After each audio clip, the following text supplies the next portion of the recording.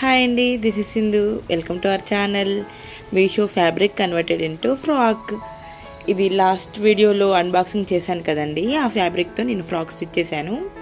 అది ఎలా స్టిచ్ చేశానో చూపిస్తున్నానండి. స్లీవ్లెస్ ఇచ్చానండి. 2 స్ట్రిప్స్ పెట్టాను. యాక్చువల్గా ఎవ్రీ డ్రెస్కి 1 స్ట్రిప్ పెట్టాను కదా, బట్ ఈ డ్రెస్కి మాత్రం నేను 2 స్ట్రిప్స్ ఇచ్చానండి. Back side, front side 2 sides నేను నెట్ ఫ్యాబ్రిక్తో స్మాల్ ఫ్రిల్స్ ఇచ్చి back and front 2 sides stitch చేశానండి. కనిపిస్తుందా చూడండి. అండ్ నేను బాటమ్కి బాడీకి మిడిల్లో, కరెక్ట్ డ్రెస్కి మిడిల్లో ఇలా స్టిచ్ చేశానండి. అది సాటిన్ క్లాత్తో స్టిచ్ చేశాను. నేను ఈ డ్రెస్ని 3 లేయర్స్ అనుకున్నాను. యాక్చువల్గా 3 లేయర్స్ అనుకుని 3 లేయర్స్ కట్ చేశాను. సాటిన్ క్లాత్ వచ్చేసి అంబ్రెల్లా కట్ ఇచ్చానండి. నేను ఎవ్రీ లేయర్ 12 ఇంచెస్ తీసుకున్నానండి.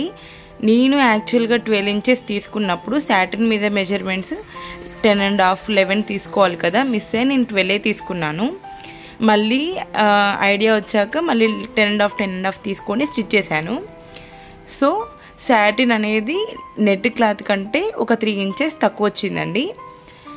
సాటినే ఎక్కువ కనిపిస్తుంది నెట్ క్లాత్ కంటే. సో మళ్ళీ నెట్ క్లాత్ని 5 ఇంచెస్ వెడ్త్తో కట్ చేశానండి. కట్ చేసి ఈ 4th లేయర్ అనేది ఇలా స్టిచ్ చేశాను. డ్రెస్ ఎలా ఉందో కామెంట్ చేయండి. నచ్చితే లైక్ చేయండి, షేర్ చేయండి, సబ్స్క్రైబ్ చేసుకోవడం మర్చిపోకండి.